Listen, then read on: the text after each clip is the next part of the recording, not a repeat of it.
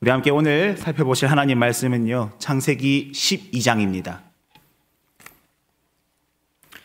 창세기 12장 10절에서 20절까지 말씀을 저와 여러분들이 한 절씩 교독하도록 하겠습니다. 하나님의 말씀입니다. 그 땅에 기근이 들었으므로 아브라함이 애굽에 거류하려고 그리로 내려갔으니 이는 그 땅에 기근이 심하였음이라.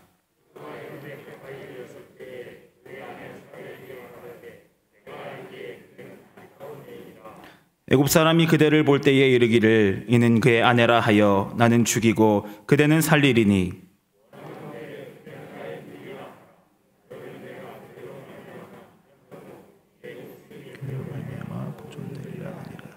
아브라함이 애굽에 이르렀을 때에 애굽 사람들이 그 여인이 심히 아리따움을 보았고 고관들도 그를 보고 바로 앞에서 칭찬함으로 바로의 궁으로 이끌어들인지라.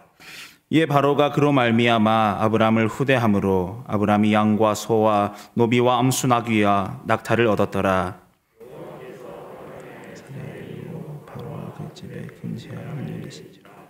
바로가 아브라함을 불러서 이르되 내가 어찌하여 나에게 이렇게 행하였느냐? 내가 어찌하여 그를 내 아내라고 내게 말하지 아니하였느냐?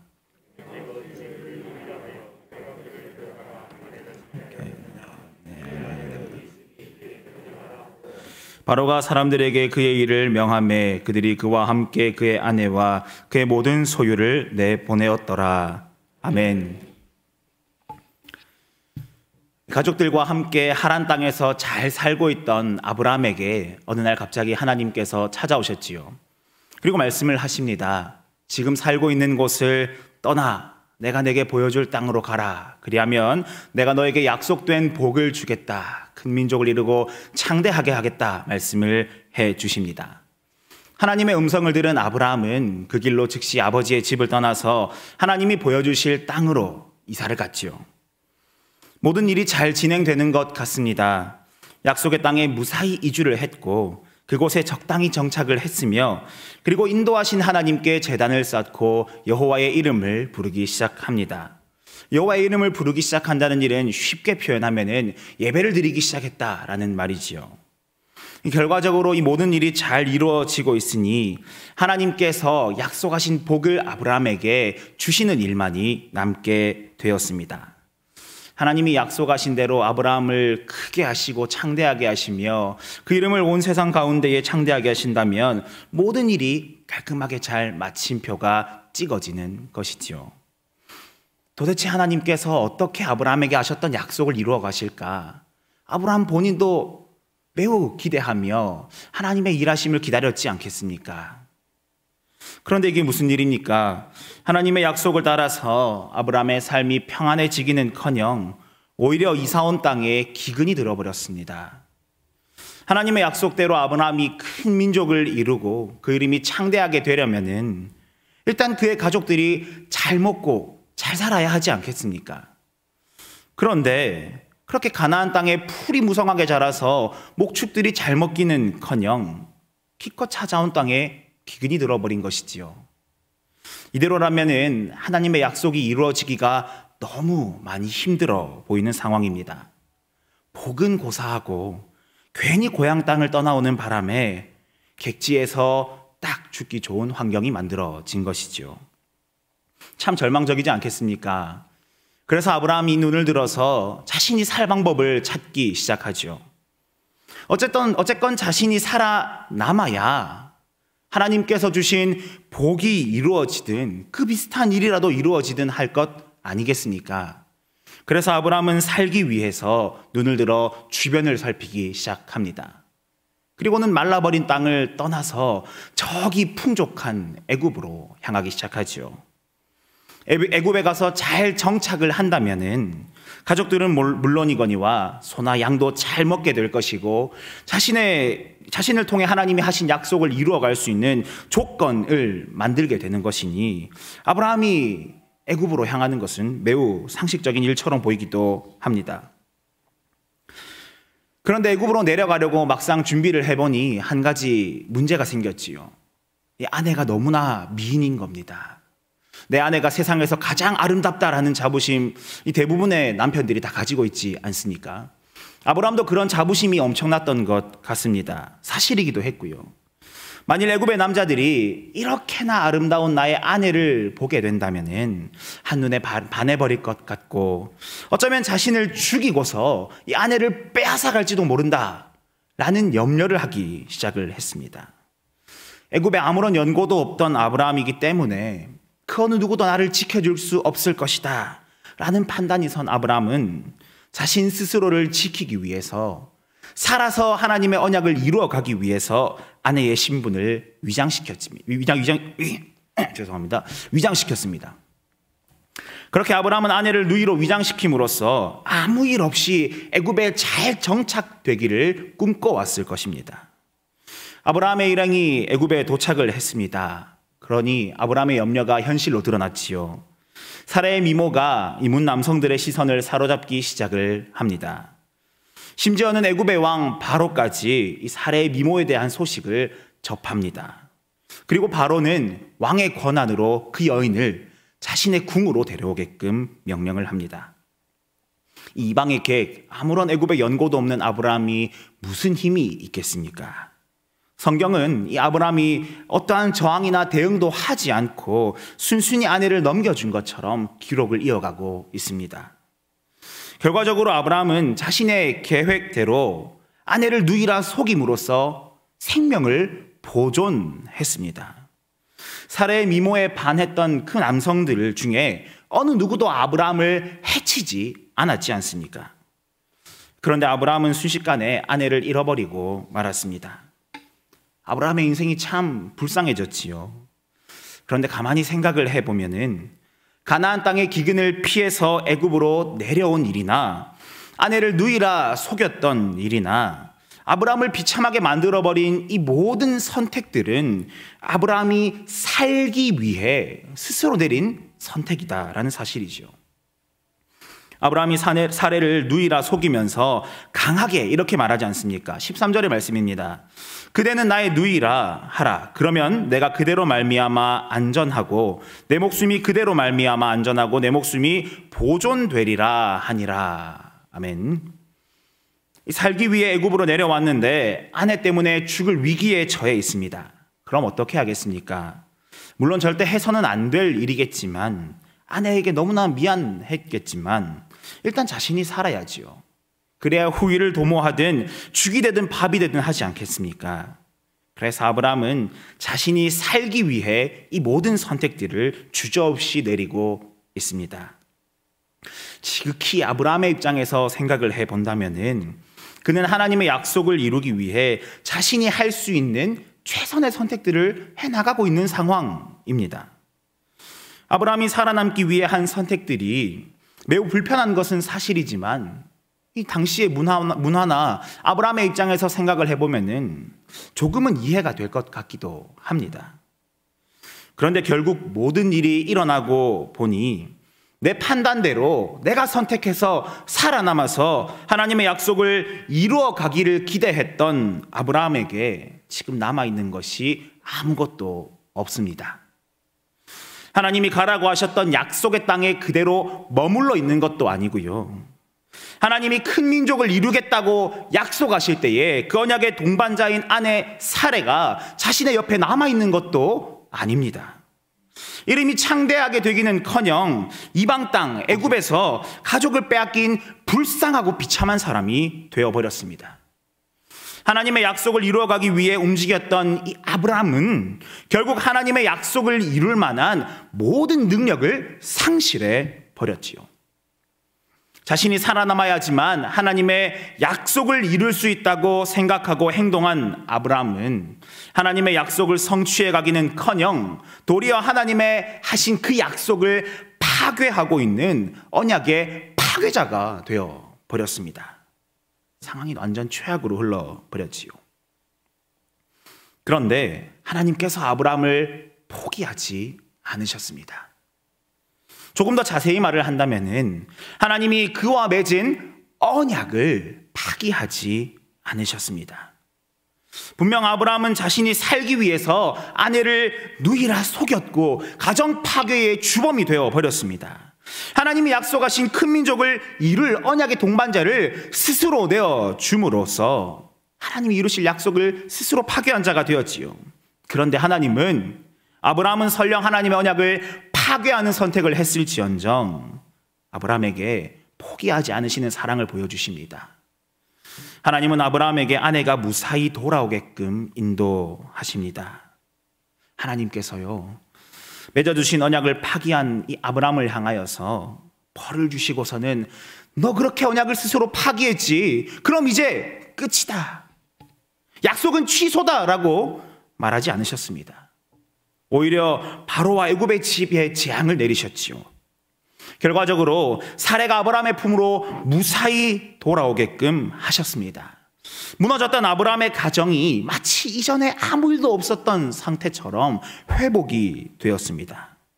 아브라함 스스로가 선택하여서 파괴했던 큰 민족을 이루시겠다 하신 하나님의 언약이 이제 다시 언약의 동반자 사레와 함께 이루어질 수 있게 되었습니다. 뿐만 아니지요.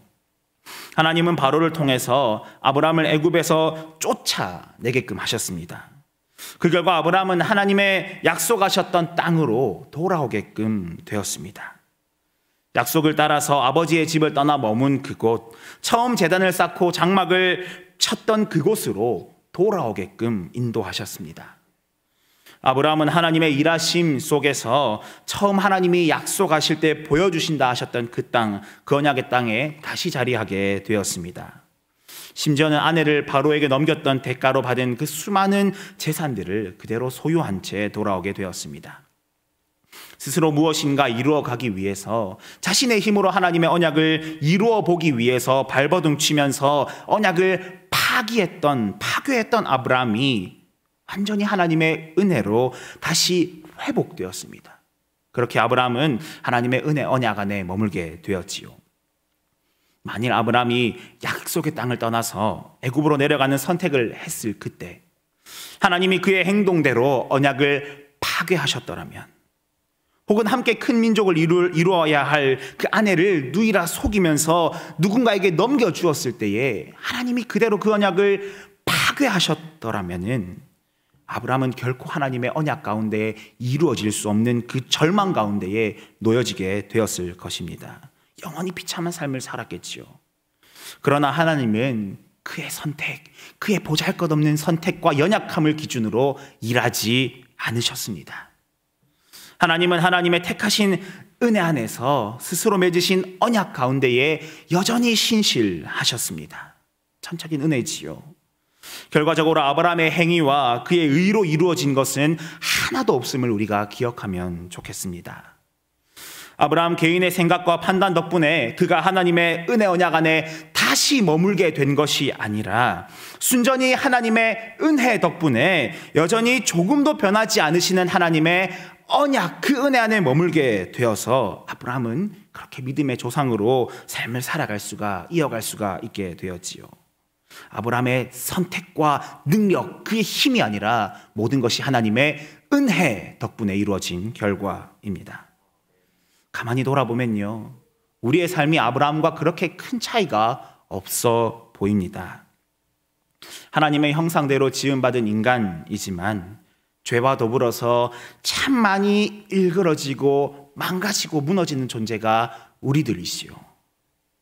그래서 구원의 완성과 영생의 궁극을 추구하기는 하지만 결코 그 스스로의 능력으로는 그 은혜를 쟁취할 수 없는 비참한 존재들이 바로 인간들입니다. 참 많은 사람들이 이 영생의 신비, 구원의 은혜를 획득하기 위해서 남들보다 더 높은 권세를 가지려고 발버둥 쳐보기도 하고 더 많은 부를 가지기 위해 애를 써보기도 합니다. 그런데 인간들이 추구하는 가치들, 그 선택들로는 도무지 구원이라는 하나님의 영역에 다다를 수가 없습니다. 마치 어떻게든 살아남아서 스스로의 능력으로 하나님의 언약을 성취해 보겠다고 기대했던 아브라함이 실패하고 무너졌던 것처럼 모든 사람들은 그 스스로의 능력으로는 아무것도, 그 구원에 조금도 이루지 못하고 자꾸만 넘어지고 좌절할 뿐입니다. 하이델베르크 요리문답 13문에서 이 사실을 너무 분명하게 알려주고 있습니다. 우리가 스스로 하나님의 의를 만족시킬 수 있습니까? 결코 그렇지 않습니다. 오히려 우리는 날마다 우리의 죄책을 증가시킬 뿐입니다. 안타깝지만 사람들이 그렇게 소유하고 싶어하는 참 많은 것들은 결국에는 하나님 앞에서의 우리의 죄책만 더해갈 뿐입니다. 우리가 무엇인가 잘나야지만 하나님의 영광을 드러낼 수 있을 것이라는 착각조차, 그 생각들조차 마찬가지입니다. 결국 내 스스로 하나님의 뜻을 이루어 가겠다 하는 그 스스로의 영광을 위한 모든 행동들은 자꾸만 우리에게 비참한 죄의 현장만을 더해줄 뿐이지요. 아브라함이 그렇게 자신의 방법으로 언약을 이루기 위해 스스로 선택한 결과물들이 결국 하나님과의 언약을 파괴하려는 시도가 되었던 것처럼 말입니다.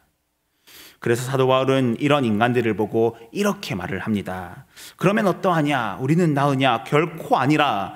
유대인이나 헬라인이나 다 죄 아래에 있다고 우리가 이미 선언하였느니라. 기록된 바 의인은 없나니 하나도 없으며 라고 말씀을 하지요. 구원은커녕 하나님의 일을 부를 자격조차 가지지 못한 것이 본래 사람의 모습 아니겠습니까? 실패한 아브라함 앞에 남겨진 것이 하나도 없는 그냥 비참한 불쌍한 뿐이었다면 날마다 끊임없이 죄를 더해갈 뿐인 우리들 앞에 사실은 남겨진 것이라고는 죄로 인한 영원한 실패, 곧 죽음 뿐입니다. 그런데 하나님께서 그렇게 연약한 우리들을 포기하지 않으셨습니다. 아브라함을 포기하지 않으신 것처럼 말이지요. 어떻게든 살아남아서 하나님의 언약을 이루려 했던 아브라함의 행동이 그의 지위와 그의 행동과 그의 능력이 하나님의 마음을 감동시켜서 하나님이 그래 옛다 받아라라고 그에게 회복을 명하여 주신 것이 아니라 완전히 전적인 하나님의 은혜로 그를 회복시키신 것처럼 그 하나님의 능력이 여전히 동일하게 살아계신 하나님께서 그 은혜와 능력을 우리들에게 비추어 주고 계십니다. 조금도 변하지 아니하시고 말이지요.